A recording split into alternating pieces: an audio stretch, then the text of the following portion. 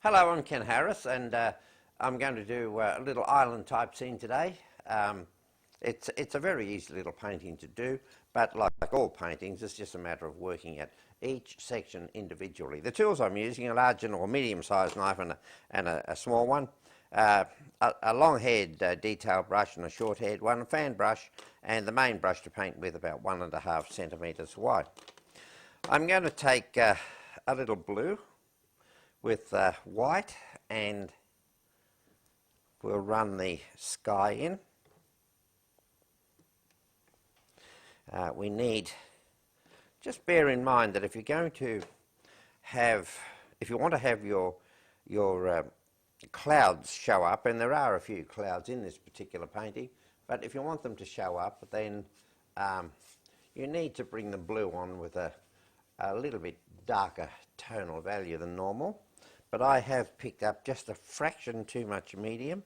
That's oil and terps basically that I'm using. So I'm going to wipe the worst of that out of the brush and pick up a little more paint without any medium, and what a difference it makes when you do that. And I'm going to just work this down the board a little bit, and when we get down about halfway, we'll change over to white. I'll start to pick up a little white. We could add a little colour to that though, and also we could just get a little bit more shading at the top of the sky here. Tiny bit. And just pull that away gently there.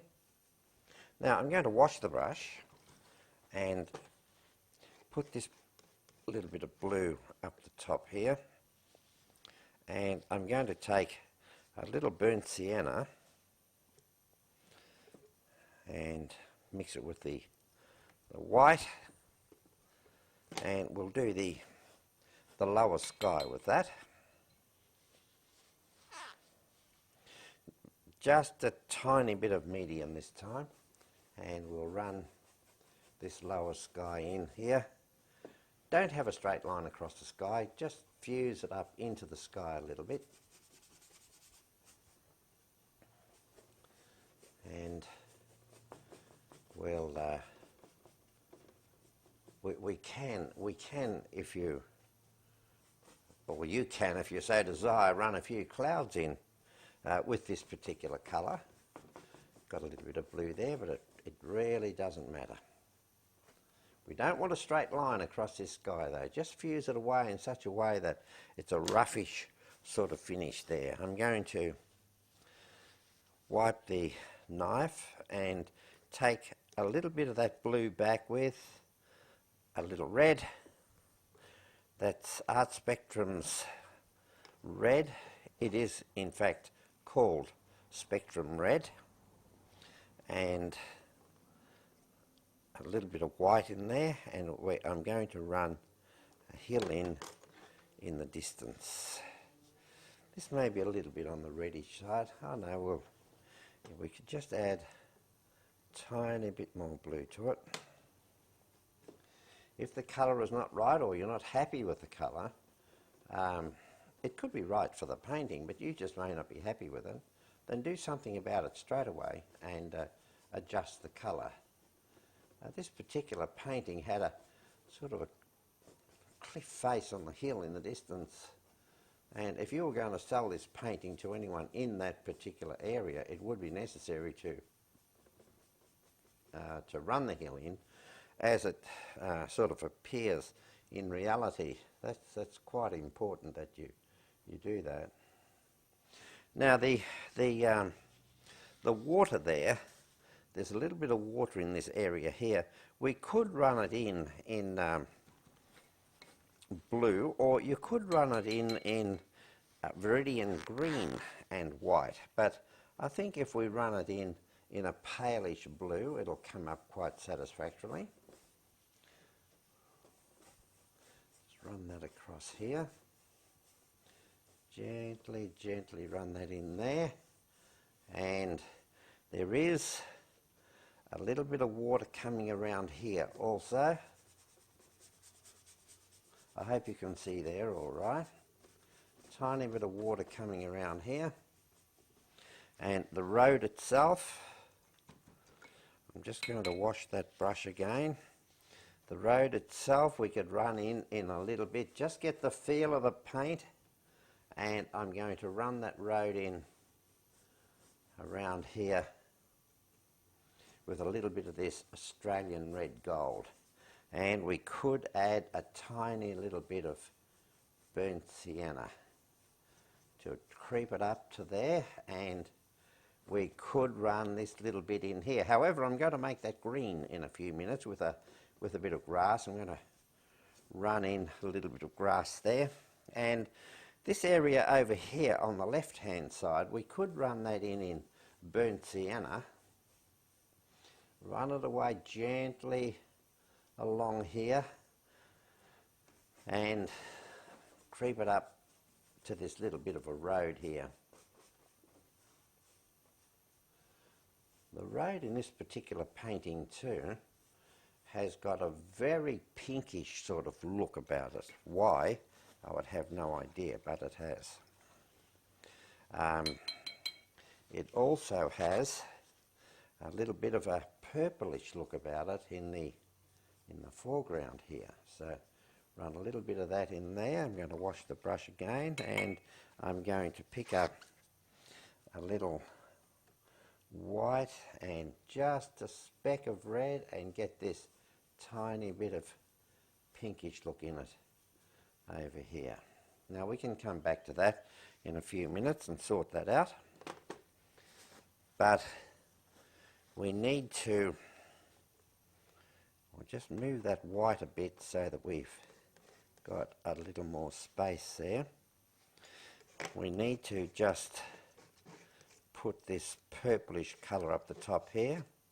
Try and get all your purples together, or blues or yellows or greens or whatever you might be working with. If you've got several different tonal values, try and group them together. I personally find it's much easier if you do that. I'm going to take a bit of orange and a little Payne's grey, and be careful with the Payne's grey because it'll really grab the paint on you and get away from you very easily. Just a tiny bit. And I'm going to wash the brush again. And I'm going to run quite a largish, we have a little too much medium in that brush. The paint's going on well, that is not the problem. The problem is that if you have too much oil in the paint, when you go to put the overlaying colours on, it's going to give an awful lot of trouble if you've got too much paint in the underpaint. We just darken that a bit and put it on lighter, and it'll give a much, much better overall effect.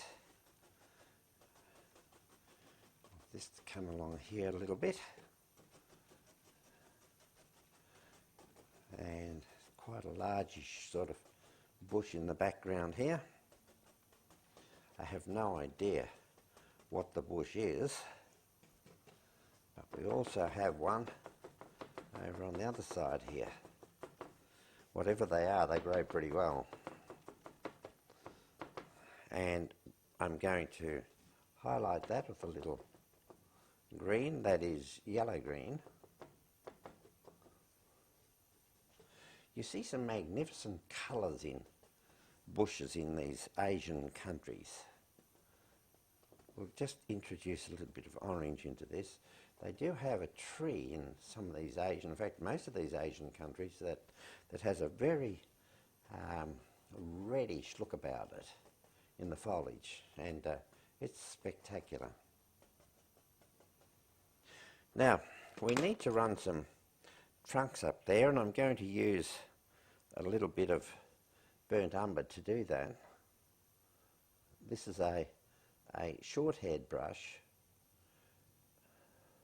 However, I have used them a lot shorter than this, but it's a fairly new one, and it's really grabbing the paint as a new brush, of course, usually does, and it's running nicely to a point. You can get a line as thin as a hair by holding the brush well back and dragging the brush lengthways up the board. You can get a nice thin line, as thin as a hair, if you want it. One of the really big problems with our students is that they have a lot of difficulty getting nice thin lines. Now we have quite a bit of grass coming along here around this road, but we'll just creep it around here, and as you get into the distance it should get shorter and lighter. So we'll just get it a wee bit shorter and lighter in tonal value, and you need a little bit to be coming out onto the road itself. And the same on this side here. I'm going to run a little bit of grass around this side here, run it away to nothing under this tree here, and I'm going to get a little bit of much darker grass in here. We could reflect a little bit of that, we could reflect a little bit of that tree as well.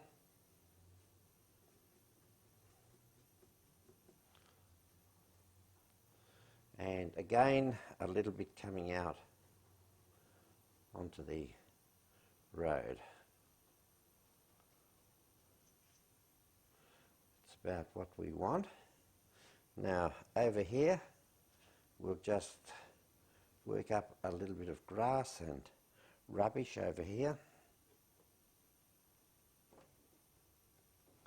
and I'm going to put a bit after the break. We're going to go to a break in a few minutes. After the break I'm going to run a building in here. In fact, we can get a couple of buildings in, and then we'll put a boat or two in the distance there and it'll be finished. So I'll see you after the break, and it'll give you a minute or two to catch up. Thank you.